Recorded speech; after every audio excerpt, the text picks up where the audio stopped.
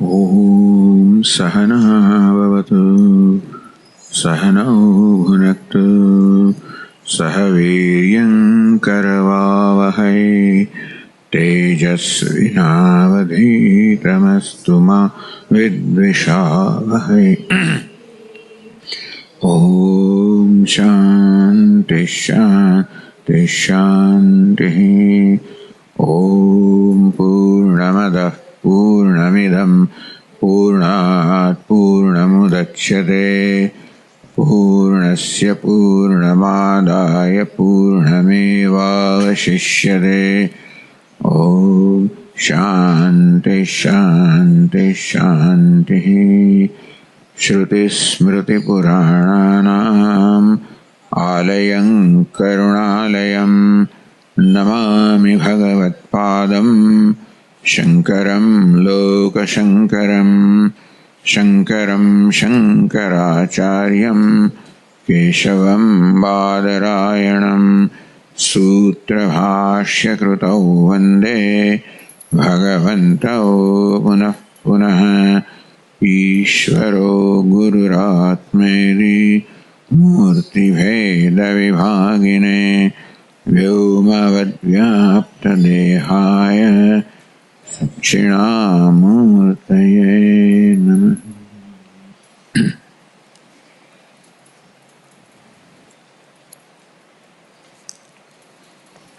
सच्चिदानन्दमद्वैतम् सर्वाधिष्ठानमुत्तमम् नत्वाष्टावक्रसूक्तस्य दीपिका तन्यते परा।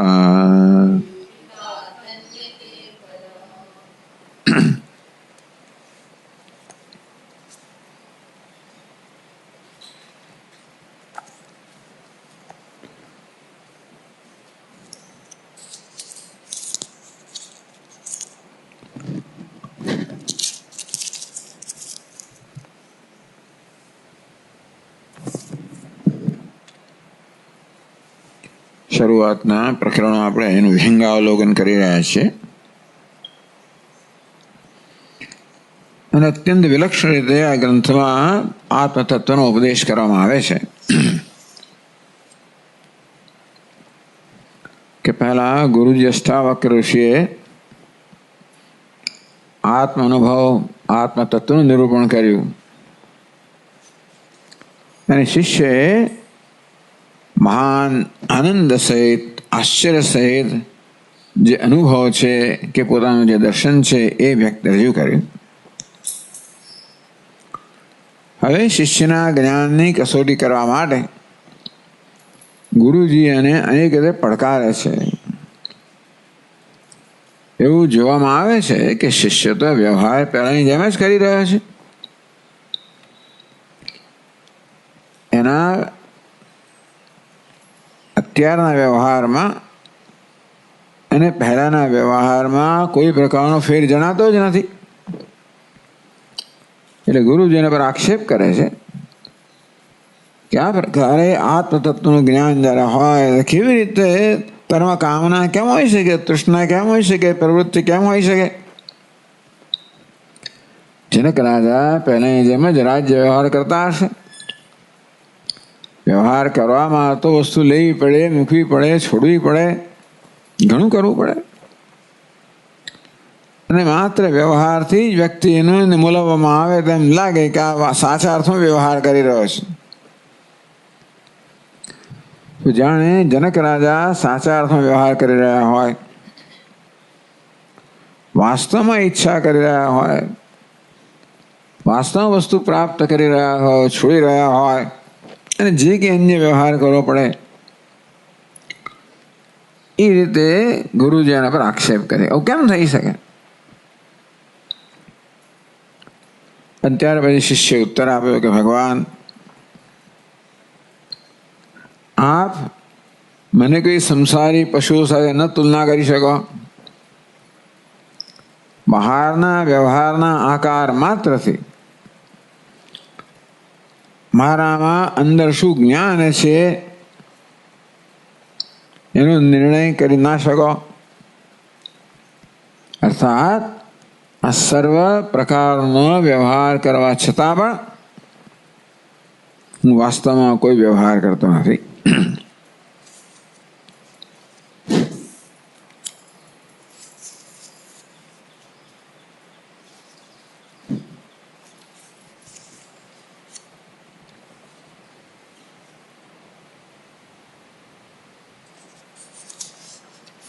એટલે કહ્યું તે પ્રમાણે પેલા આક્ષેપ દ્વારા પણ ઉપદેશ કરવામાં આવે છે કે જ્ઞાની પુરુષમાં કેવી રીતે તૃષ્ણા હોઈ શકે, કેવી રીતે પ્રવૃત્તિ હોઈ શકે, કેવી રીતે ગ્રહણ કરવું ત્યાં ન હોઈ શકે, અને તેથી તારામાં ન હોવું જોઈએ. તો શિષ્ય કહે છે, ભગવાન આપ કઈ રીતે નિર્ણય કરો છો કે હું ત્યાગી રહ્યો છું, હું ગ્રહણ કરી રહ્યો છું, હું ઈચ્છા કરી રહ્યો છું, મારા તૃષ્ણા છે.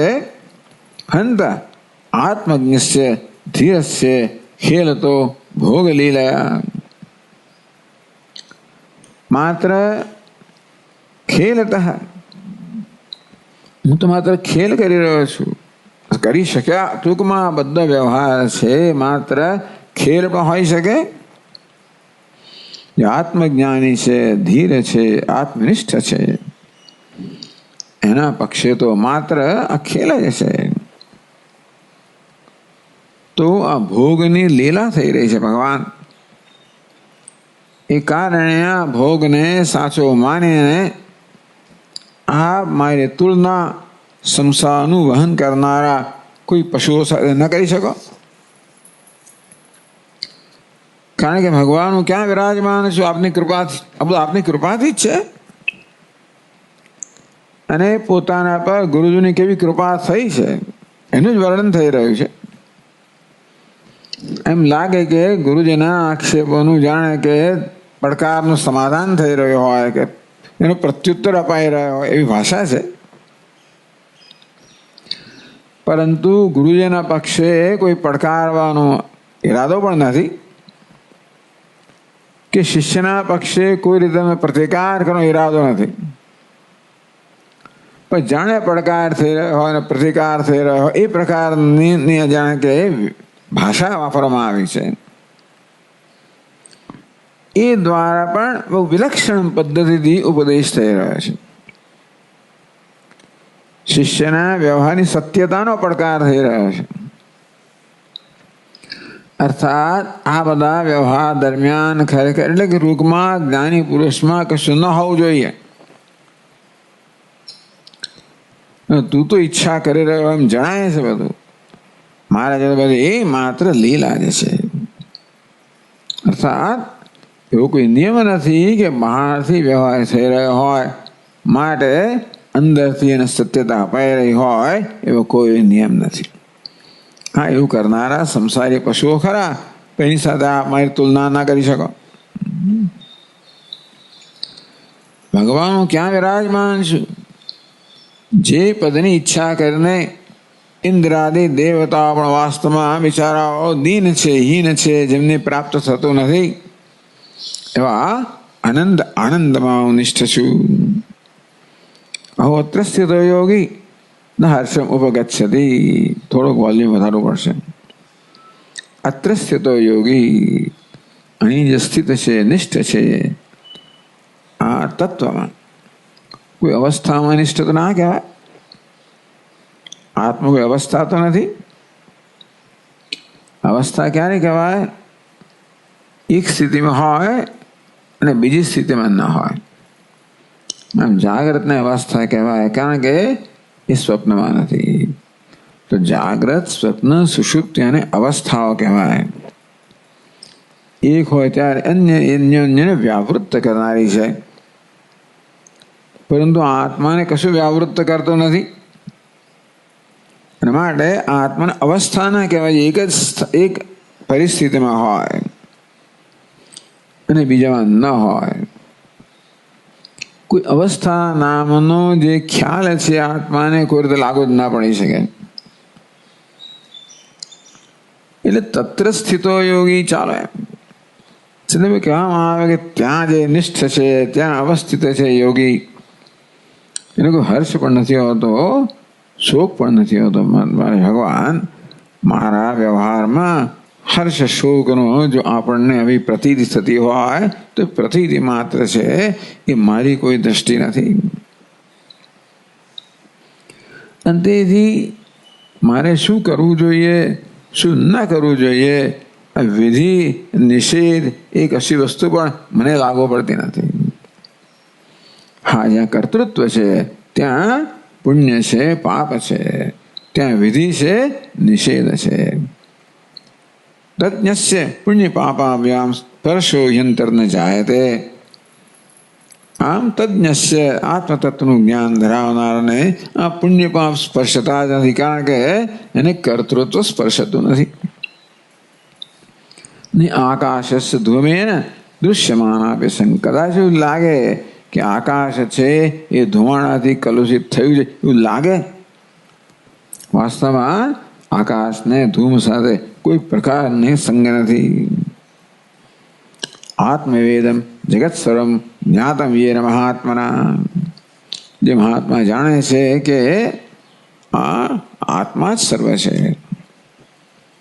યદૃચ્છયા વર્તમાન. એના વર્તનનું પછી કોઈ નિયંત્રણથી કઈ વર્તન કરી રહ્યો નથી. કોઈ ઈરાદાપૂર્વક વર્તન થતું હોય ત્યારે નિયંત્રણ જોઈએ. જ્યાં ફ્રી વિલ આવે, જ્યાં વ્યક્તિની સ્વતંત્રતા આવે, ત્યાં હંમેશા નિયંત્રણ હોવું જ જોઈએ. નહીં તો સ્વતંત્રતા સ્વચ્છંદતા બની જાય.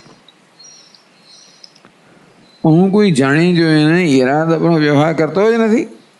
છે વર્તમાનમ. વાસ્તવમાં સહજતાથી જ વર્તમાન છું. જ્યાં સહજતા હોય ત્યાં કોઈ વિધિ કે નિષેધ ના હોય. અગ્નિને કોઈ એમ ના કહી શકે કે તારે ગરમ ના રહેવું જોઈએ કે ગરમ રહેવું જોઈએ. અગ્નિ તું ગરમ રહે, સૂર્ય તું પ્રકાશમાન રહે. સ્વરૂપમાં કોઈ પ્રકારનો વિધિ કે નિષેધ ના હોય. અને માટે કોણ મારા વર્તન માટે કોણ એ પ્રકારનો નિર્ણય કરી શકે કે આ સાચું છે કે ખોટું છે? તો નિષેધમ ક્ષમેદક.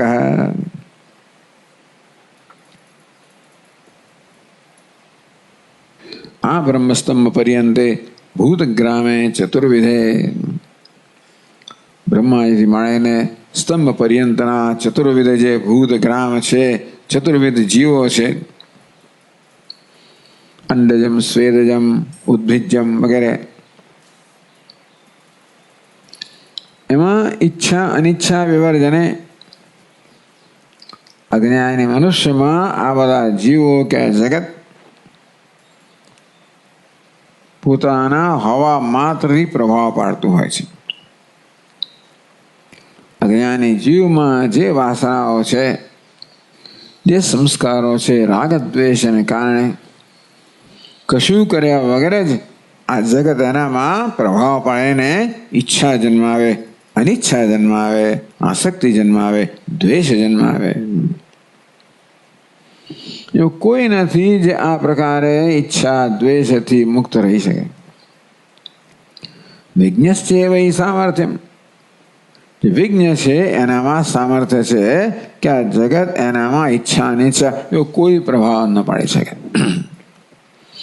અને તેથી ભગવાન અમારો વ્યવહાર કોઈ ઈચ્છાથી કે અનિચ્છાથી પ્રેરણા થઈ રહ્યો છે એવું ન કહી શકાય.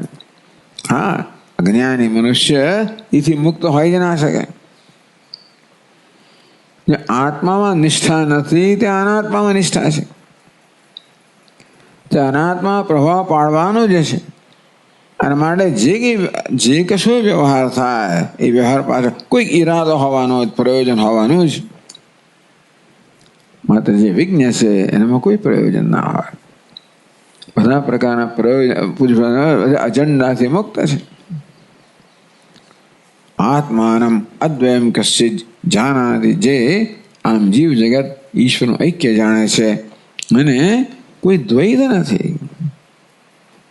ન ભયમ તસ્ય કુત્રચિત.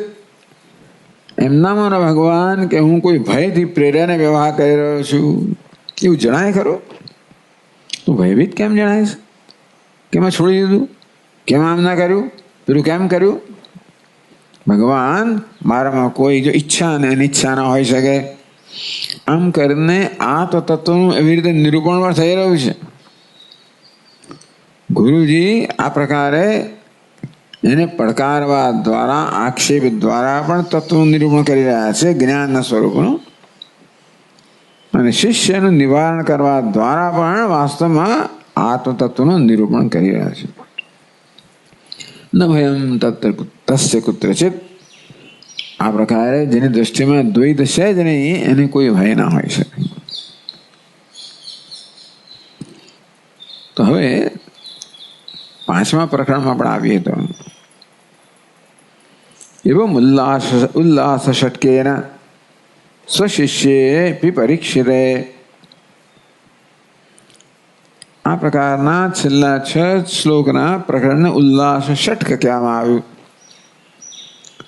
6 શ્લોકોનું પ્રકરણ જેમાં શિષ્ય પોતાનો ઉલ્લાસ પ્રગટ કર્યો.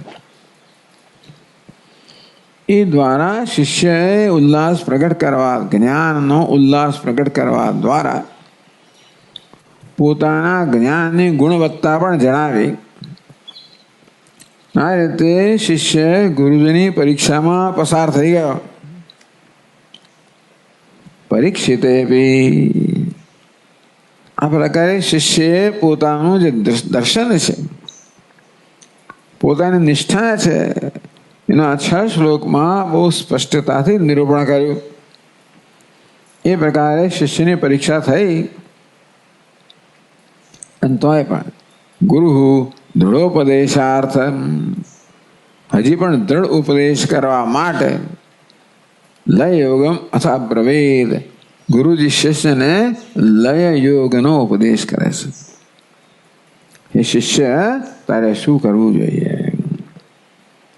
ન તે સંગોસ્તિ કેનાપી કિમ શુદ્ધ ત્યક્તમિચ્છસી સંઘાત વિલયમ કુર્વન એવમેવ લયમ વ્રજ. એ શિષ્ય વ્યવહાર કરી રહ્યો છે ને,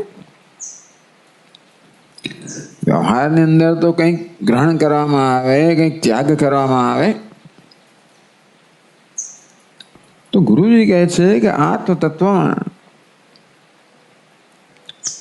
શુદ્ધ, જે શુદ્ધ છે, ન તે સંગોસ્તિ કેનાપી, હે શિષ્ય તું શુદ્ધ સ્વરૂપ શુદ્ધ છે,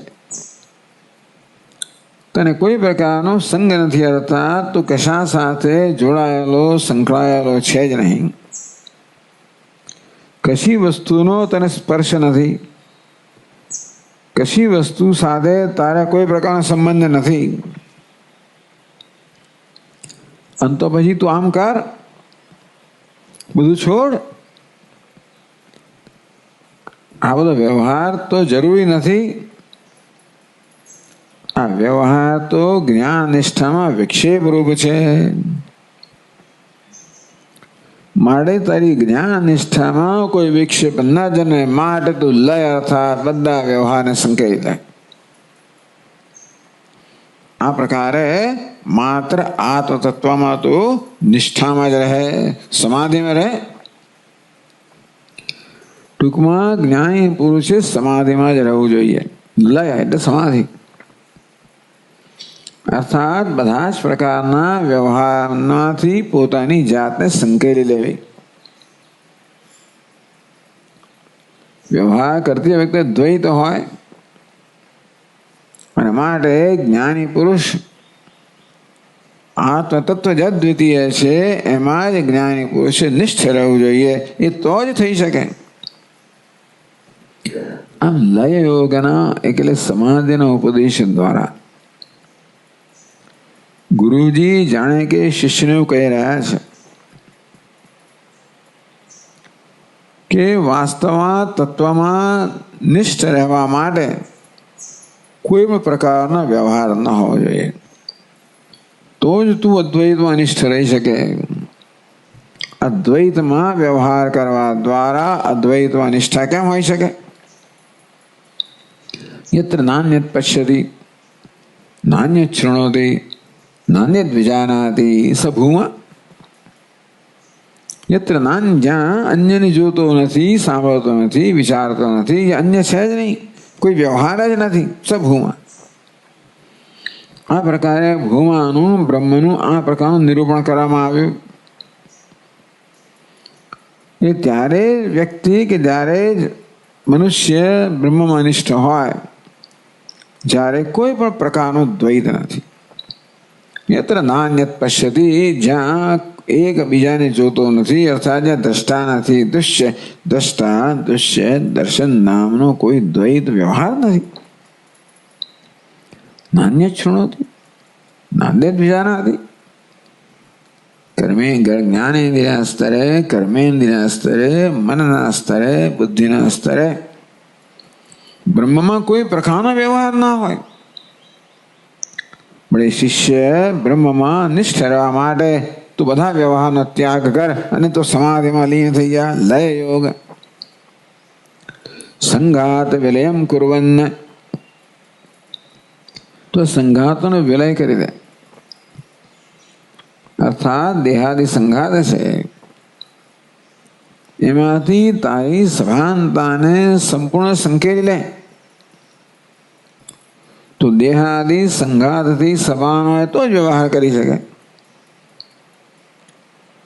જ્ઞાની પુરુષે પણ વ્યવહાર કરવા માટે કોઈક પ્રકારનો અહમ મમ ભાવ હોવો જ જોઈએ જ્ઞાની પુરુષને પણ.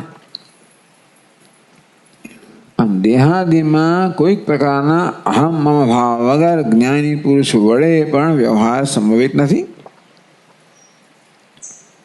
આપણે જોઈએ છીએ જ્ઞાની મહાપુરુષો વ્યવસ્થિત વ્યવહાર કરતા હોય છે.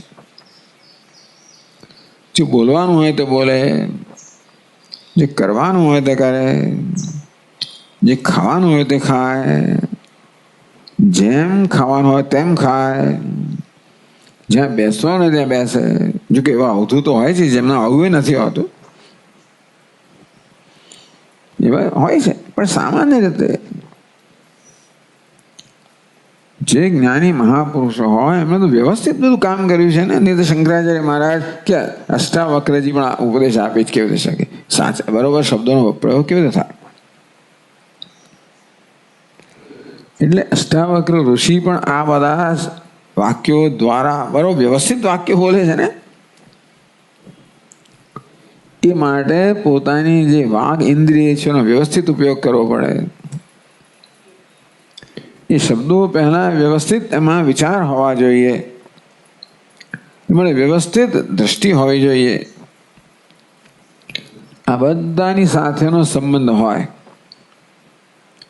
બુદ્ધિ સાથેનો સંબંધ હોય, મન સાથેનો સંબંધ હોય, ઇન્દ્રિયો સાથેનો સંબંધ હોય, વ્યવહારના નિયમોની પણ સમાનતા હોય.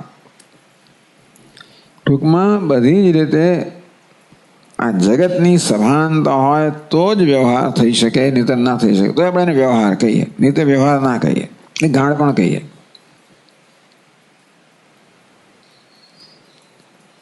એટલે આ બધું છોડ દો.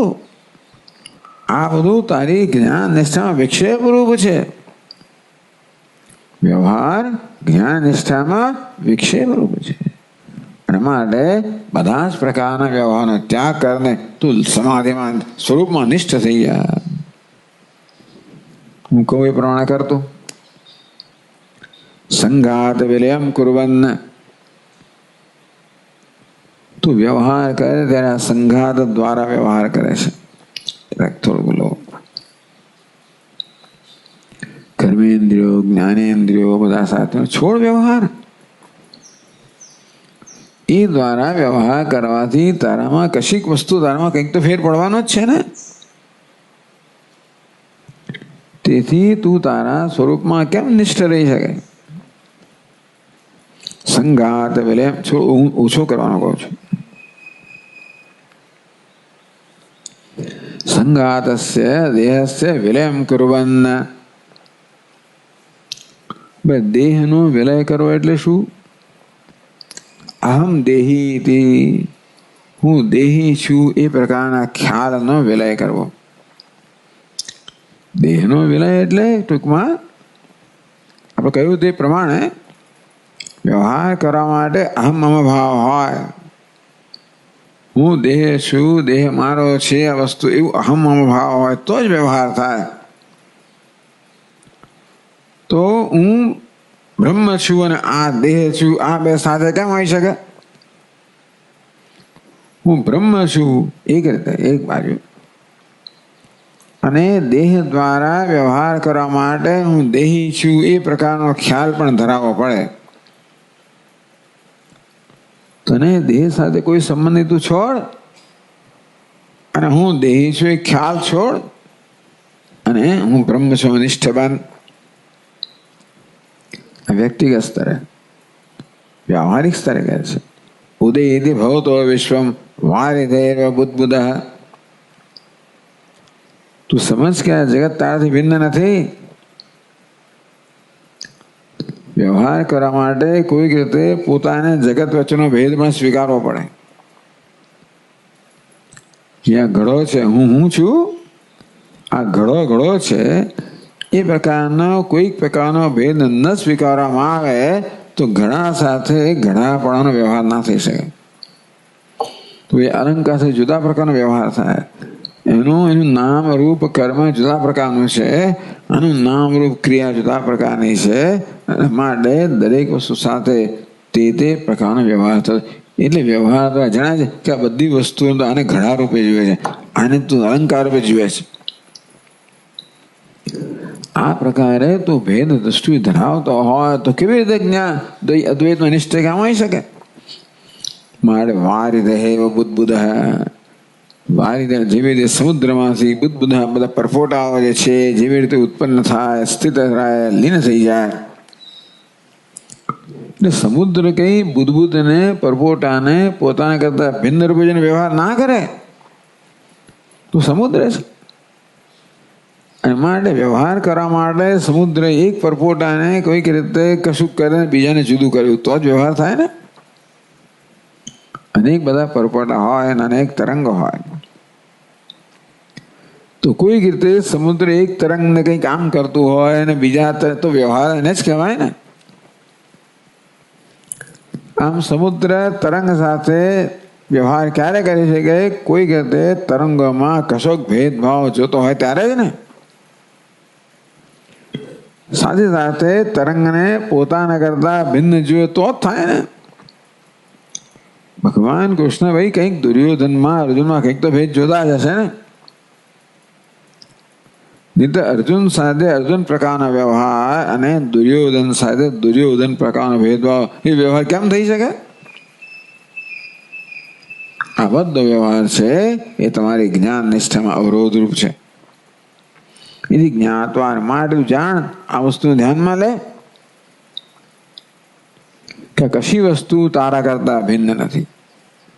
સમુદ્રે ધ્યાનમાં રાખવો જોઈએ કે આ તરંગો પરપોટા વગેરે કશું માગતા ભિન્ન નથી, માટે કોઈ વ્યવહાર છે જ નહીં.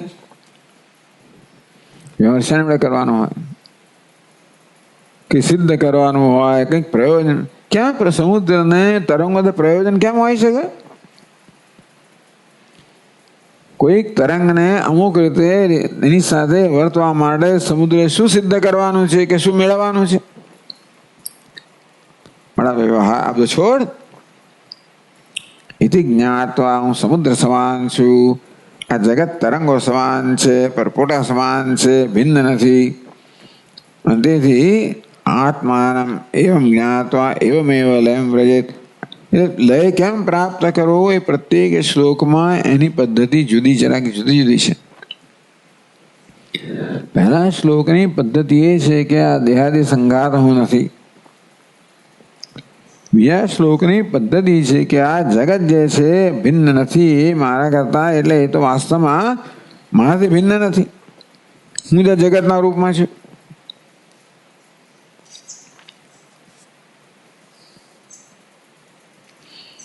પણ ભગવાન આ જગત પ્રત્યક્ષતઃ ભિન્નતયા, આ જગત ભિન્ન જ છે એવો અનુભવ છે આપણને. તો જે વસ્તુ પ્રત્યક્ષ અનુભવનો વિષય છે એનો લય કેવો થઈ શકે? ઘડો પ્રત્યક્ષ આ નક્કર છે. આ વસ્તુ આ પદાર્થ છે નક્કર છે. લય કેમ થઈ શકે? એ નથી એનો લય થાય. આનો લય કેવી થાય? પ્રત્યક્ષતા ભિન્નતયા ભેદે પ્રતીયમાને. આ બધો ભેદ છે એ તો આપણા પ્રત્યક્ષ અનુભવનો વિષય છે. તો પછી આ જગતનો લય કેમ થાય? પ્રત્યક્ષાપી અવસ્તુત્વાદ વિશ્વમ નાસ્તિ અમારે ત્વયી. તો એ જગતનો લય કરવાની બીજી પદ્ધતિ કહે છે આગળ. એક તો સમુદ્ર આ તરંગો વગેરે સમુદ્રથી ભિન્ન નથી એ પ્રકારે લય થાય. વાસ્તવમાં તરંગો છે જ નહીં. પ્રત્યક્ષાપી અવસ્તુત્વાદ વિશ્વમ નાસ્તિ. તો શિષ્ય આ પ્રકારની મૂંઝવણ રજૂ કરે છે કે ભગવાન આ જગત તો પ્રત્યક્ષ છે અને તેનો લય કેમ થઈ શકે? પ્રત્યક્ષ અનુભવ છે કે હું એક છું, આ જગત મારા કરતા ભિન્ન છે અને તો જે ભિન્ન છે એનો લય મારામાં કેમ થાય? ભાઈ સમુદ્ર એમ કહેવાય કે તરંગોનો પોતાનો લય કરી શકે, કારણ કે તરંગો સમુદ્ર કરતા ભિન્ન નથી. પણ એવું નથી. મહારાજ આપે થોડે દ્રષ્ટાંત આપ્યું હોય. પણ આ તો શું છે? હું કે સમુદ્ર શું મને કે આ જગત મારા કરતા ભિન્ન જણાતું નથી. ભિન્ન જણાય છે, ભિન્ન નથી એવું ક્યાં મારો અનુભવ છે ને. એટલે મારો સંબંધ આ સમુદ્રને તરંગો જેવો નથી જણાતો. મારો સંબંધ તો આ દ્રષ્ટા દૃશ્ય જેવો જણાય છે. તો કે નહીં. પ્રત્યક્ષ અવસ્તુત્વાદ વિશ્વમ અમલે ત્વયી નાસ્તિ. હે શિષ્ય, ભલે આ જગત પ્રત્યક્ષ હોય, અવસ્તુત્વાદ એમાં કોઈ વસ્તુત્વ નથી, કોઈ સત્યતા નથી. રજ્જુ સર્પ એવ વ્યક્તમ એવ. આ જે તું કહે છે ને પ્રત્યક્ષ છે, આ જગતની પ્રત્યક્ષતા કયા પ્રકારની છે? રજ્જુ સર્પની પ્રત્યક્ષતા જેવી છે. રજ્જુમાં તને સર્પનો ભ્રમ થતો હોય તો એ પ્રત્યક્ષ જ લાગે ને. જેને ત્યાં સર્પનો ભ્રમ છે એમ માને કે સર્પો દેખાય છે મહારાજ, તો કે ના ના, પ્રત્યક્ષ છે, અનુભવનો વિષય છે, મારે સત્ય છે એવો કોઈ નિયમ નથી. મારા જગત પ્રત્યક્ષ છે અને સત્ય નથી. તો પ્રત્યક્ષ જે સત્ય નથી એ પણ પ્રત્યક્ષ હોઈ શકે. જેમ કે રજ્જુ સર્પ, જેમ કે સ્વપ્ન જગત પ્રત્યક્ષ છે, અનુભવનો વિષય છે, મારે સત્ય જો કોઈ નિયમ નથી. તો યાદ રાખા, વ્યક્તમ રજ્જુ સર્પ એવા વ્યક્તમ. તો લઈને ત્રીજી રીત બતાવે, એવમ એવા લયમ વ્રજ. આપણે કેવી રીતે લય કરી શકીએ એ માટેના આ પ્રકાર બતાવે છે કે રજ્જુ સર્વે વ્યક્તમ. આ જગત તો રજ્જુ સર્પના જેવું છે એ રીતે વ્યક્ત છે. વ્યક્ત છે મારે સત્ય છે કે નક્કર છે એવો કોઈ નિયમ નથી. અંતેથી એ જગતની તારામાં કોઈ પ્રકારની સત્તા જ નથી. જેમ સર્પની રજ્જુમાં કોઈ સત્તા નથી, તેવી રીતે આ જગતને તારામાં કોઈ સત્તા છે જ નહીં. એ પ્રકારે વિચારને તું લયને પ્રાપ્ત કર. મહારાજ સતત અનુભવ થઈ રહ્યા છે સુખ દુઃખના. એનું શું? સમ દુઃખ સુખ પૂર્ણ આશા નૈરાશ્યો સમ સમજીવિત મૃત્યુ સન એવમેવ લયમ વ્રજ. આ જ્ઞાની પુરુષ કેવો હોય? સમ દુઃખ સુખ. કેમ? પૂર્ણ. હે જનક, આ સુખ દુઃખને જોઈને તારી જાત વિશે નિર્ણય ના કરીશ. તારી તરફ નજર કરીને સુખ દુઃખનો નિર્ણય કર. આપણે દુનિયાના અનુભવ પરથી આપણો નિર્ણય કરીએ હું કેવો છું. સુખ છે મારે સુખી છું, દુઃખ છે મારે દુઃખી છું, માન મળ્યું મારે મહાન છું, અપમાન થયું મારે અલ્પ છું, તુચ્છ છું. તો કઈ એવું નથી. એ પરથી તારો નિર્ણય ના કરીશ, તારા પર એનો નિર્ણય કર. તારી દૃષ્ટિ આ જગતમાં ના હોય ક્યાં હોય? પૂર્ણ. હા, તું કોણ છે? પૂર્ણ છે. આ પોતાની પૂર્ણતાને ધ્યાનમાં રાખીને સમદુઃખ સુખ. તો જો સમત્વ હોય ને તો જ લય હોઈ શકે. આ જગત કશા પ્રકારનો આપણા મનમાં વિક્ષેપ જન્માવતો હોય તો આપણે આપણા મનને સંપૂર્ણતયા સંકેલી ન શકીએ. તો સુખ આપણા મનમાં એક પ્રકારનો પ્રત્યાઘાત જન્માવતો હોય કે પ્રતિભાવ જન્માવતો હોય, કશી વસ્તુ કોઈ પ્રકારનો પ્રતિભાવ જન્માવતો હોય તો લય શક્ય નથી. લય તો સ્વતંત્ર હોતો જ થઈ શકે, બધા પ્રકારના પ્રભાવથી મુક્ત હોતો જ થઈ શકે. તું કે સુખ દુઃખથી તારો વિચાર ના કરીશ, હું પૂર્ણ છું. પૂર્ણ સમ દુઃખ સુત સ્વસ્થ. જે સ્વસ્થ છે, આત્મનિષ્ઠ છે, પૂર્ણ છે. આ પૂર્ણતામાં સુખ દુઃખ ના હોય. સમ દુઃખ સુખ, સમ દુઃખ સુખ. પૂર્ણતામાં કોઈ દુઃખ ના. દુઃખ ક્યારે હોય? કોઈ પ્રકારની હાનિ હોય ત્યારે. સુખ ક્યારે હોય? કંઈક વૃદ્ધિ હોય ત્યારે. પૂર્ણમાં એવું હોઈ ના શકે. સુખ દુઃખમાં તું જો પૂર્ણ છું. આશા નિરાશયો સમહ. તેવી રીતે આશા નિરાશા, સફળતા નિષ્ફળતા, સમજીવિત મૃત્યુ સન. અરે જીવન મૃત્યુ વિશે પણ સમાન બનીને. આ જીવન પણ તારી અવસ્થા નથી, મૃત્યુ તારી અવસ્થા નથી. આ દેહ જીવંત છે માટે પૂર્ણતામાં કોઈ પ્રકારની વૃદ્ધિ કરતો હોય, કે દેહનું મૃત્યુ છે માટે પૂર્ણતામાં કોઈ આંચ આવતી હોય, આશા સફળતા નિષ્ફળતાથી કોઈ વૃદ્ધિ ક્ષય થતા હોય, સુખ દુઃખથી વૃદ્ધિ ક્ષય થતા હોય, અરે જીવન મૃત્યુથી પણ વૃદ્ધિ ક્ષય થતા હોય. તો કે નહીં, પૂર્ણમાં કોઈ પ્રકારનો વૃદ્ધિ ક્ષય, પૂર્ણમાં કોઈ પ્રકારનું ચલન નથી, કોઈ પ્રકારનો વિક્ષેપ નથી. આ જગત તરફ નજર કરીને તું તારા વિશે નિર્ણય કરીશ તો સતત વિક્ષેપ છે. તારી પૂર્ણતાનો ખ્યાલ હંમેશા એની સભાનતા રહે. અંતો પછી આ કશી વસ્તુ તારામાં વિક્ષેપ નહીં જાણે તો તું એ બધામાંથી મુક્ત થઈ જશે. એ પ્રકારે લયમ રજે. કેવી રીતે સમાધિ પ્રાપ્ત કરવી, કેમ લય પ્રાપ્ત કરવી, 4 રીતો બતાવી. તો આ છોડ જનક, તું લયને પ્રાપ્ત કર. તું સમાધિસ્થ બન, તા સ્વરૂપમાં નિષ્ઠ બન, તો તને જ્ઞાનનો લાભ મળે. આત્મા પૂર્ણ છે, આનંદ સ્વરૂપ છે, તું અસંગ છે, આનંદ છે. પરંતુ તારી અસંગતાનો, આનંદતાનો, પૂર્ણતાનો, આનંદ સ્વરૂપતાનો તને લાભ ક્યારે મળે? જ્યારે તું આમાં નિષ્ઠ હોય ત્યારે ને. આ વ્યવહાર કરવાથી તારા સ્વરૂપભૂત આનંદ છે એને વાસ્તવમાં ભોગ આપી રહ્યો છે. મારા છોડ બધું લેમ રજ. આવું ગુરુજીએ ઉપદેશ કર્યો 4 શ્લોકોમાં.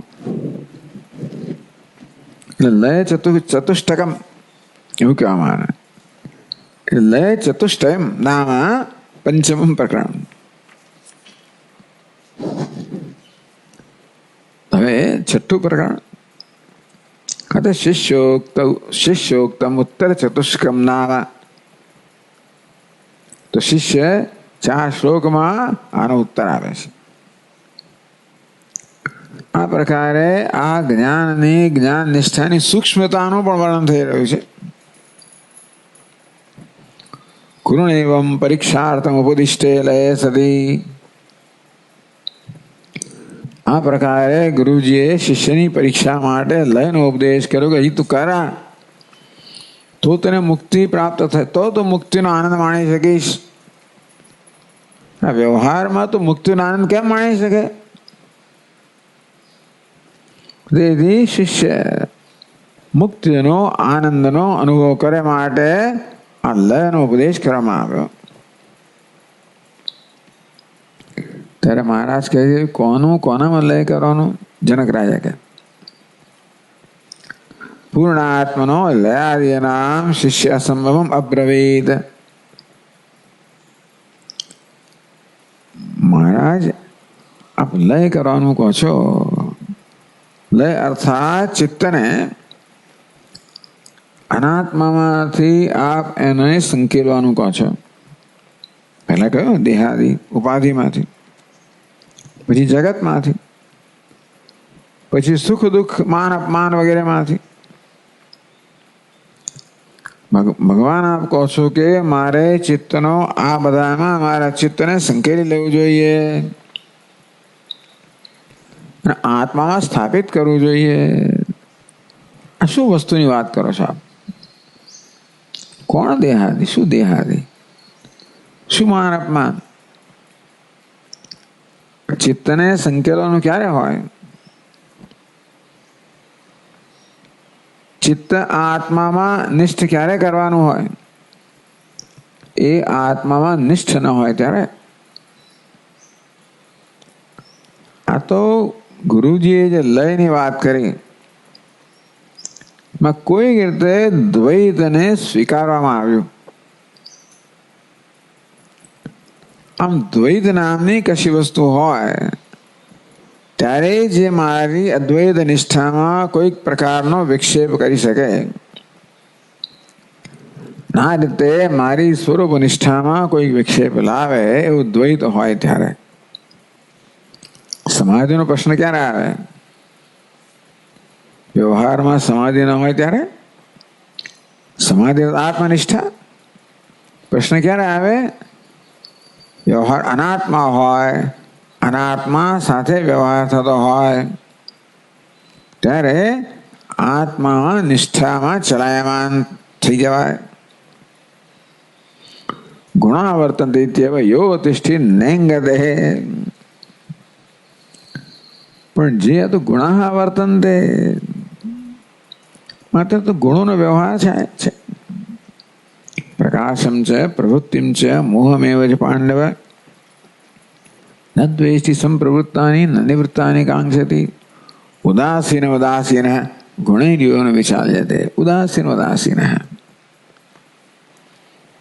જે વ્યવહાર કશાય પ્રકારની સત્યતા ત્યાં હોય તો જરૂર આ લયની જરૂર છે. જ્યાં સુધી ઉપાધિમાં કોઈક પ્રકાર અહમભાવ હોય, કંઈક અહમભાવ મોહભાવ કોઈ પ્રકારનો મમકાર હોય તો આ લયની જરૂર છે. શેની જરૂર છે? તો કે વાસના ક્ષય માટે. વાસના કહો, સ્વભાવ કહો, હેબિચ્યુઅલ એરર કહો, એનાથી ઉપાધિમાં અહમભાવ મમભાવ થઈ જતો હોય, જગતમાં સત્યતા અપાઈ જતી હોય, માન અપમાનની કંઈક અસર થઈ. આવું ક્યારે થાય? હજી જ્યારે પેલો અવિદ્યા લેશ ટૂંકમાં અવિદ્યામાંથી પેલી જેને આપણે કહીએ વિપરીત ભાવના હોય ત્યારે જરૂર. એ વિપરીત ભાવના હોય, એના સંસ્કાર હોય, જેને વાસના કહેવામાં આવે, ત્યાં સુધી આવશ્યક છે કે મનને એ સંસ્કારથી કે વાસનાથી મુક્ત કરવું જોઈએ. વાસના ક્ષય મનોનાશ. વાસના છે એ આપણામાં આ પ્રકારે પ્રત્યાઘાત જન્માવે અને મનને આત્મનિષ્ઠાથી વિચલિત કરે. એવું થયેલું મન વળી પાછું આ દ્વૈતમાં જઈને પાછું તેના સંસ્કાર લઈ આવે. એમ કરે વળી પાછા પેલા દ્વૈતના સંસ્કારને પુષ્ટ કરે. વાસના એટલે દ્વૈતને સત્યતા આપવાના સંસ્કાર અથવા અનાત્માને આત્મા માનવાના સંસ્કાર. એ મનને આત્માથી વિચલિત કરે, મન ભાગે એટલે વળી પાછું દેહમાં અહંભાવ કરે, પછી જગતમાં સત્યતા કરે, એમ કરીને પેલી વાસનાને પુષ્ટ કરે. વાસના છે મનને બહાર ધકેલે, એ ધકેલાને પેલાને સંપર્કમાં મન વળી પાછું વાસના વધારે. અજ્ઞાનના ક્ષેત્રમાં આવું થઈ રહ્યું છે. એટલે વાસના ક્ષય અને મનોનાશ. મનોનાશ એટલે મનની બહિર્મુખતાનો નાશ. વાસના ક્ષય એટલે વિપરીત ભાવનાનો નાશ. એ માટે મહાપુરુષો કે શાસ્ત્રો આપણને લય કહો એને આપણે નિધિધ્યાસન કહીએ, જેનો ઉપદેશ કરે છે. એ આવશ્યક છે. જ્યાં સુધી આ દેહાત બુદ્ધિની વાસના હોય કે જગતને સત્યતાની વાસના હોય ત્યાં સુધી આવશ્યક છે. જ્યાં સુધી મન આ રીતે આત્મા કેન્દ્રિતમાંથી વિચલિત થઈ જતું હોય તો જરૂર છે કે મનને પણ એમાં કેન્દ્રિત રાખવું. પછી તો કે મહારાજ, જેનામાં અનાત્મા નામનો કોઈ સંસ્કાર જ નથી રહ્યા, એટલે એમ કરતા કરતા અનાત્માના સંસ્કાર રહે જ નહીં. વાસ્તવમાં અનાત્મા નામની વસ્તુ નથી. પ્રારંભમાં આત્માનાત્મ વિવેક કરવામાં આવે એટલે અનાત્મામાંથી આપણે મનને આપણે અંતર ઉત્પન્ન કરીએ. સાક્ષી ચેતા કેવલો નિર્ગુણ. સાક્ષી છું, ચેતયતા છું, કેવલ છું, નિર્ગુણ છું. આ પ્રકારે અનાત્મ અંતર ઉત્પન્ન કરીને આત્મ તત્વ માટેનો આપણો નિશ્ચય દ્રઢ કરવામાં આવે. આત્મ તત્વના નિશ્ચયને દ્રઢ કરવા માટે અનાત્માથી અંતર ઉત્પન્ન કરવામાં આવે, આવશ્યક છે. પણ એનું પણ છેવટે એનું પણ અંત આવી જાય, એની જરૂર ના રહે. એને જીવન વેદામાં જીવન મુક્તિ કહે છે. એટલે ભલે યોગ શાસ્ત્રનું ધ્યેય લયમાં હોય, વેદાંત શાસ્ત્રનું ધ્યેય તો એથી આગળ વધીને છે કે લયમાં નહીં, વાસ્તવમાં સહજ નિષ્ઠા. એટલે શિષ્ય કહે છે કે મહારાજ, આપને આ ઉપાધિ જણાતી હશે ભાઈ અનાત્મા, આપને જગત દેખાતું હશે, માટે આ ઉપાધિમાંથી અહંભાવને મુક્ત થવાનું કહો છો, જગતની સત્યતા મુક્ત થવાનું કહો છો. અને ભાઈ તું આ આશા નિરાશા અને સત્યતા બધી ક્યાં છે? બધું એવું દેખાતો ત્યારે પ્રશ્ન છે ને. આકાશવત અનંતોહમ ઘટવત પ્રાકૃતમ જગત. આકાશવત અનંતોહમ, મહારાજ હું તો આકાશમાં અનંત છું. ઘટવત પ્રાકૃતમ જગત, આ જગત કેવું છે? ઘડાની જેવું છે, પ્રકૃતિ વિકાર છે.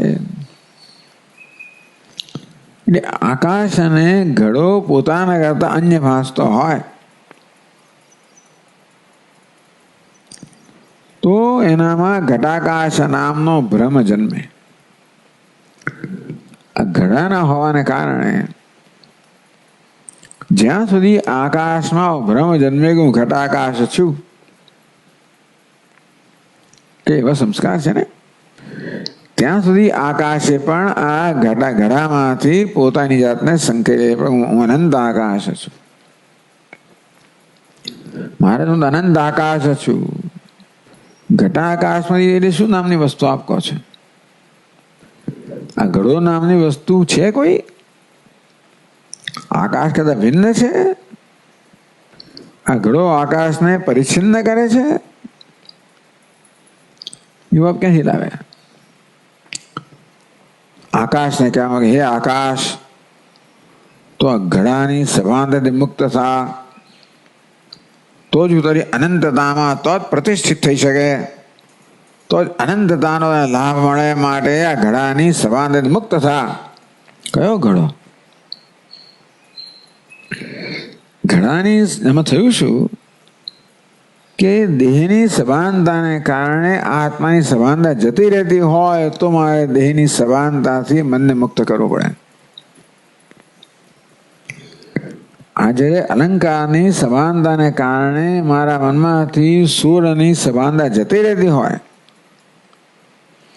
અલંકારના નામ રૂપમાં આસક્તિને કારણે આ સોનું શું ભૂલી જતો હોવ, એ છોડ અલંકાર, સોનામાં દૃષ્ટિ રાખ. એ વાત બરોબર છે મહારાજ, હું તો સોનું છું. આપ અલંકાર નામની શું વસ્તુ કહો છો? આમ સોનામાં દૃષ્ટિ હોય ત્યાર પછી સોનાએ પોતાને અલંકારની દૃષ્ટિમાંથી સંકેલોનું હોય જ નહીં ને. તેમ આકાશમાં આ પ્રકારે એવો ખ્યાલ જન્મી જતો ઘટાકાશ છું તો બરાબર છે. આકાશની શું વસ્તુ છે? આ જગત કેવું છે? આપ કહો છો કે જગત જે છે એમાં તારે સંકેલ, કોણ કોના શેમાં સંકેલું? ઘટવત પ્રાકૃતમ જગત. આ જગત કેવું છે? ઘડાની જેમ છે. પ્રાકૃતમ એટલે પ્રકૃતિનો વિકાર છે. અર્થાત ઘડાના હોવા છતાં પણ મારી અનંતતામાં કોઈ પણ પ્રકારની આંચ નથી આવતી. ઘડાના હોવાથી આકાશમાં આ પ્રકારની આંચ આવી જાય કે હું ઘટાકાશ, અનંતતામાંથી આંચ આવી જાય. કોઈ કહે છે ઘડા પ્રત્યે ભેદ દૃષ્ટિને કારણે ઘડો પોતાનામાં પરિચ્છન્નતાનો ભ્રમ જન્માવીને અનંતતાના ખ્યાલથી વંચિત રાખી શકે તો મારે લય કરવો જ પડે. પણ ઘડો નામની વસ્તુ કોઈ અન્ય રહી જ નથી ભગવાન. આકાશવદ અનંતોહમ, તો આકાશમાં અનંત છું. આ ઘડો શું વસ્તુ છે? કોઈ અનંત અન્ય વસ્તુ જ નથી ને. ઘડાની આકાશ તેની કોઈ સત્તા નથી. આકાશ ઘડાની અંદર હોય એવું પહેલા માનતો હતો, ત્યારે હું ઘટાકાશ હતો. તેથી કોઈ આશ્રય આશ્રિત અંદર બહારનો એવો ભેદ હોય ને તો વાત બરોબર છે. ઇતિ જ્ઞાનમ તથૈતસ્ય ન ત્યાગો ન ગ્રહો ન લય. આપણે ઘડાનો મારે ત્યાગ કરવો પડે તો જ અનંતતા પ્રતિષ્ઠિત હોવ. અનંતતાને ગ્રહણ કરવી પડે તો જ હું અનંતતા પ્રતિષ્ઠિત. તમારે ત્યાગ ને ગ્રહણ આવ્યું. શેનો ત્યાગ આવ્યો? આકાશ ઘડાનો ત્યાગ કરે તો જ આકાશપણામાં સ્થિત રહી શકે. કે આકાશ અનંતતાનું ગ્રહણ કરે તો જ ઘડાના ખ્યાલથી મુક્ત થઈ શકે. અને તો પછી લય હોય. લયમાં ત્યાગ કરવો પડે, ઉપાધિનો ત્યાગ કરવો પડે, આત્માનું ગ્રહણ કરવું પડે. આ તો લય નામની અવસ્થા છે. આ લય શું છે? અવસ્થા છે. એક અવસ્થા હોય ત્યારે બીજી અવસ્થા ના હોય. એટલે જો લય અવસ્થા હોય અર્થાત આત્માની સભાનતા માટે મનની અવસ્થાની આવશ્યકતા. અવસ્થા તો મનમાં જ હોય, આત્માની અવસ્થા ના હોય. પણ મનની અવસ્થાને કારણે આત્મામાં અવસ્થા આવી જતી હોય. મન જ્યારે આકાશનું મન હોય, ધારો કે એ ઘડાના ચિંતન કરે તરત એનામાં આકાશ પોતાના સ્વરૂપથી વિચલિત થઈને ઘટાકાશપણામાં આવી જતું હોય. તેવી રીતે ઉપાધિ આ જગત છે. અત્યારે જગતના વ્યવહારને કારણે કોઈ રીતે મારા અનંતપણામાં કોઈક રીતે વિક્ષેપ જન્મતો હોય તો મારે જગતનો ત્યાગ કરવો પડે, આત્માને ગ્રહણ કરવો પડે અને લયની આવશ્યકતા પડે. ભગવાન જગત નામની કોઈ વસ્તુ જ નથી. આત્માની સભાનતામાં જગતમાં કોઈ પ્રકારની સત્યતા રહી નથી. હવે ઘડામાં કશાક પ્રકારની સત્યતા હોય તો જ ઘટાકાશ નામનો ખ્યાલ જન્મી શકે. તેમ જગતમાં કોઈ પ્રકારની સત્યતા હોય ત્યારે આ જગત મારામાં કોઈ રીતે મને વિચલિત કરી શકે? ઇતિ જ્ઞાન. હું આકાશવત અનંત છું. આ ઘડાની કોઈ સત્તા નથી. અર્થાત ઘડાનો ખ્યાલ કોઈ રીતે આકાશના ખ્યાલને હટાવી શકતો નથી. એક ખ્યાલ બીજા ખ્યાલને હટાવે ને તો લયની જરૂર પડે. દેહના ખ્યાલને કારણે આત્માનો ખ્યાલ જતો રહેતો હોય તો મારે દેહના ખ્યાલને દૂર કરીને આત્મામાં સ્થિત રહેવું પડે. તેમ આકાશમાં પણ આ ઘડાના ખ્યાલને કારણે ઘટાકાશ ખ્યાલ આવતો હોય તો એને ઘડાને દૂર કરવો પડે પોતાની સભાનતામાંથી. પણ ઘડાના હોવા છતાં પણ હું આનંદ છું એમાં કોઈ પ્રકારનો વિક્ષેપ ન આવતો હોય તો પછી શેનો લય કરવાનો મહારાજ? આપ શેનો લય કરવાનો કહો? આકાશને લય કરવાનું કહો છો? આકાશમાં લય હોય જ નહીં. પૂર્ણમાં લય ના હોય, અપૂર્ણનો લય હોય. અપૂર્ણ એ અપૂર્ણતામાંથી પોતાને સંકેલીને પૂર્ણતામાં પ્રતિષ્ઠિત થવાનું હોય ત્યારે લય હોય. એ લય ક્યારે હોય? હું અપૂર્ણ છું એ પ્રકારનો ખ્યાલ હોય ત્યારે. પેલી વાસનાને કારણે હું દેહ છું એ પ્રકારનો ખ્યાલ હોય ત્યારે લય કરીને હું બ્રહ્મ છું એમાં મારે મારા મનને સ્થાપિત કરવું પડે. બધી જો ખ્યાલ જ ના હોય તો ભગવાન તો પછી શેનો લય? આવું પણ હોય છે કે એમ ના માનતે વ્યવહાર એટલે આવું જ હોય એમ કહે છે. પેલા કહ્યું ને મારા વ્યવહાર છે માટે આ તો બધો ખેલ છે, વ્યવહાર કરું છું મારે સત્ય છે એવો નિયમ નથી. તેમ અત્યારે કહી રહ્યા છે કે લય એક જરૂરિયાત છે. જ્યાં સુધી ઉપાધિમાં આત્મભાવ જન્મી જતો હોય, જગતમાં સત્યભાવ જન્મી જતો હોય ત્યાં સુધી લયની આવશ્યકતા છે. એવું છે જ નહીં મહારાજ. ઇતિ જ્ઞાન, આ જે જ્ઞાન છે ને એ હોય તો પછી લયની એટલે ત્યાગની, ગ્રહણની, લયની કોઈ આવશ્યકતા નથી. જો દૃષ્ટાંતો આપે છે એટલે ઘટાકાશ કહ્યું ને એટલે કદાચ કંઈક આ દેહ ઘટ સમાન છે અને આત્મા સમાન છે ને એ રીતે ઘટ ને આકાશમાં કોઈ પ્રકારનો ભેદ જોઈએ, દેહના આત્મા કોઈ પ્રકારનો ભેદ સ્વીકાર કરીને કહેવામાં આવે. મહોદધિરિવાહમ સ પ્રપંચો વીચી સન્નિભ અહમ મહોદધિ. હું તો ભગવાન મહોદધિ સમાન છું. એ આકાશના ઘડામાં કોઈ પ્રકારનો ભેદ જણાય જોઈએ તો આમ ઘડો તરત આપણામાં આકાશનો ખ્યાલ ના જન્માવે એવું તો ખરું ને. વાસ્તવમાં ઘડો કે આકાશ તે આકાશની જ ઉપજે છે. આમ તો આકાશ હોય, અગ્નિ, જળ, પૃથ્વી, ઘડો વગેરે. પણ આમ ઘડાને જોઈએ તો આમ લાગે ઘડો જુદો છે, આકાશ જુદું છે. એવું ઘડો આપણામાં ઘડાપણો જન્માવે એવી સંભાવના છે. બીજું દ્રષ્ટાંત આપે છે મહોદધિરિવાહમ સ પ્રપંચો વીચી સન્નિભ. ભગવાનના પ્રપંચ છે ને એ તો તરંગ સમાન છે. હું સમુદ્ર સમાન છું, જળ સમાન છું. ભલે મહોદધિ કેવળ જળ જ કેવું છે, હું તો જળ સમાન છું. આ જગત કેવું છે? પ્રપંચ તરંગ સમાન છે. ઇતિ જ્ઞાન, આ જ્ઞાન છે. આ જ્યાં હોય ત્યાં ન ત્યાગો ન ગ્રહો ન લય. હું જળ સમાન છું. આ જગત કેવું છે? તરંગ સમાન. તો જળ કોનો ત્યાગ કરવાનો હોય? અરે હું સમુદ્ર છું એવું કહેતો હોય કદાચ કંઈક ફેર પડે. ત્યાં તરંગ પોતાનામાં કોઈ પ્રકારની મર્યાદા, હું જળ છું. તો જળને હા તરંગ કોઈ રીતે જળ કરતા ભિન્ન હોય ના શકે. માટે જળની દ્રષ્ટિએ બધું અભેદ જ છે. એવાને કારણે મારે તરંગપણામાંથી મુક્ત થવાનું નથી. તરંગપણું મારામાં અલ્પતા જન્માવી શકે જળમાં તો બરોબર છે. હું તો જળ જ છું ને માટે ન ત્યાગો ન ગ્રહો ન લય.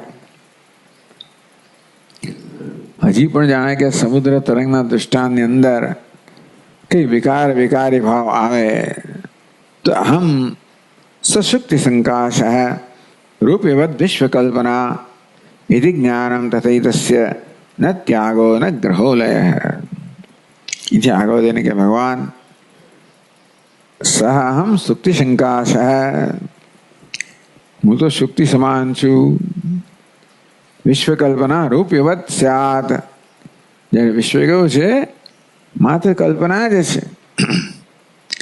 તરંગમાં કશીક નક્કરતા જણાય કે તરંગ છે ને કોઈક પ્રભાવ જન્માવી શકે. તરંગ એકદમ પ્રબળ હોય ને તો વસ્તુને ઉથલાવી શકે, તરખાટ મચાવી શકે. એ પ્રકારે એમ જાણે કે તરંગમાં કશીક સત્યતા હોય. દૃષ્ટાંત આપે છે. કેવું આપે છે? શુક્તિ અને રજત. રજતમાં કોઈ પ્રકારની સત્યતા નથી, કોઈ વિકાર નથી. અને તે વિકાર હોય ને આ તરંગ એટલે કશું કંઈક કરી શકે ખરો. રજત છે ને શુક્તિકા પર કોઈ પ્રકારનો પ્રભાવ ના પાડી શકે, કારણ કે રજતની કોઈ સત્તા જ નથી, કોઈ વ્યવહાર યોગ્યતા જ નથી.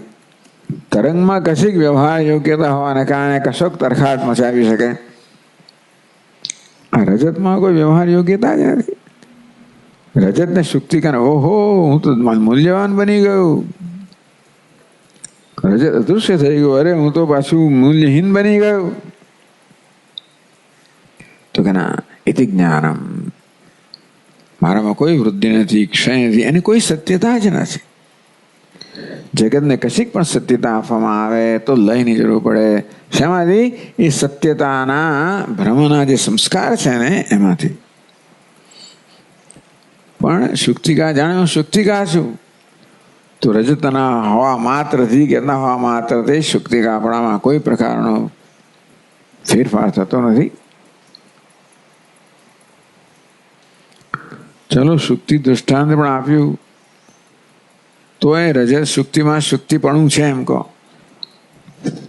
રજતમાં રજતપણું છે, શુક્તિમાં રજતપણું નથી, એવું કંઈક કહેવામાં આવ્યું. તો કહે છે નહીં નહીં, એવું પણ અહમ વા સર્વભૂતેષુ સર્વભૂતાન્યથોમયી. અહમ વા એટલે અહમ એવ સર્વભૂતેષુ સર્વભૂતાની અથોમયી.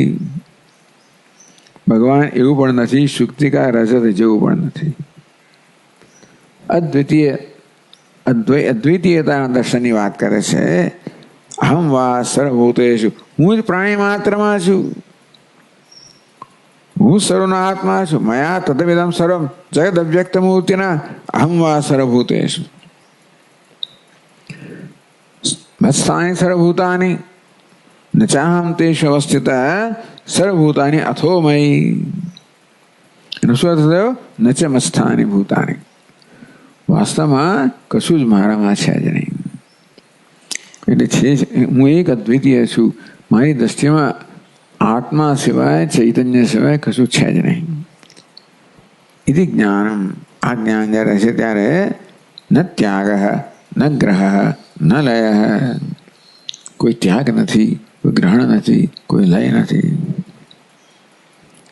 એટલે ગુરુજી શિષ્ય ગુરુને સંતોષ આપવા માટે જ કહે છે આ બધું, કે ભગવાન આપનો ઉપદેશે કામ કર્યું છે, અર્થાત હું લયની જરૂરિયાતથી મુક્ત થયો છું. આપની વાત બરોબર છે કે જ્યાં સુધી આ પ્રકારે દેહાત બુદ્ધિના સંસ્કાર હોય, જગતની સત્યતાના સંસ્કારો, ત્યાં સુધી લયની આવશ્યકતા ખરી જ. મનમાં સંસ્કાર છે ને, એટલે એવો સ્વભાવ હોય તો મન એ પ્રકારે વર્તે. આપણું વર્તન બધું મનના સ્તરે થતું હોય છે, વાસનાના સ્તરે થતું હોય છે. પ્રકૃતિ વ્યાંદે ભૂતાની, પ્રકૃતિ એટલે આ સંસ્કાર કહો, સ્વભાવ કહો, વાસના કહો.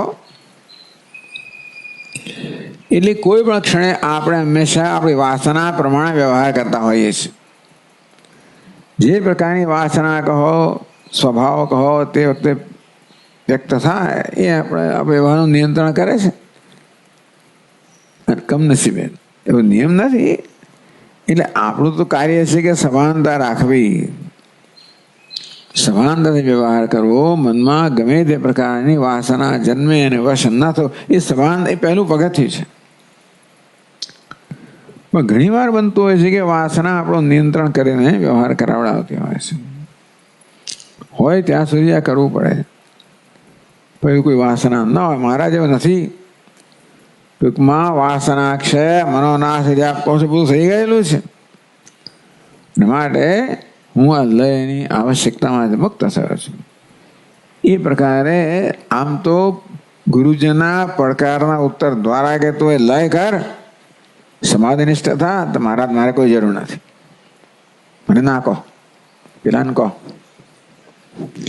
એ રીતે કદાચ એવો ઉત્તર આપતા એમ જણાય. એ દ્વારા તો ખરે ગુરુજીને સંતોષ આપ્યો, મહારાજ આપની કૃપાથી આવા કોઈ પ્રકારના ઉપદેશને એટલે કે આવા કોઈ પ્રકારની હવે અનુષ્ઠાનની મને આવશ્યકતા નથી. એ રીતે આ ઉત્તર ચતુષ્ટક લય સંબંધી ઉત્તર આપ્યો. એ 4 શ્લોકોનું આ જે પ્રકરણ છે એ સમાપ્ત થયું. ઓમ પૂર્ણમદઃ પૂર્ણમિદં પૂર્ણાત પૂર્ણમુદચ્યતે પૂર્ણસ્ય પૂર્ણમાદાય પૂર્ણમેવાવશિષ્યતે. ઓમ શાંતિ શાંતિ શાંતિ. શંકરં શંકરાચાર્યં કેશવં બાદરાયણં સૂત્રભાષ્યકૃતૌ વંદે ભગવन्तौ પુનઃ પુનઃ. ઈશ્વરો ગુરુરાત્મેતિ મૂર્તિભેદવિભાગિને વ્યોમવદ્વ્યાપ્તદેહાય દક્ષિણામૂર્તયે નમઃ. ઓમ શાંતિ શાંતિ શાંતિ. હરિ ઓમ. શ્રી ગુરુભ્યો નમઃ. હરિ ઓમ.